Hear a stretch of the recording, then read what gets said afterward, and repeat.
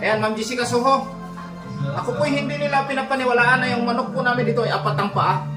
Kayo po makakapagpatunay pag kayo pumunta dito para tingnan ito ng personal ditong manok na ito na may apat ang paa. Oh. Ayan po, kitang-kita po natin mga idol. Apat yung paa ng manok na ito. Hindi po ito edited. Na sinasabi nilang edited yung unang upload ko na video. Hindi po edited yan. Yan po. Yan nyo. Buhay na buhay po yung manok na yan. At may mga paa siya sa puwit na tumubo. Yan.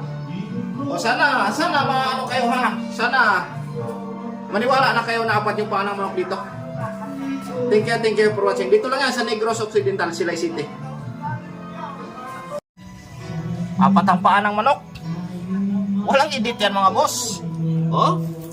Oh. Dalawa sa ilalim. At may dalawa ditong nakatubo sa kanyang likuran. Walang edit mga boss.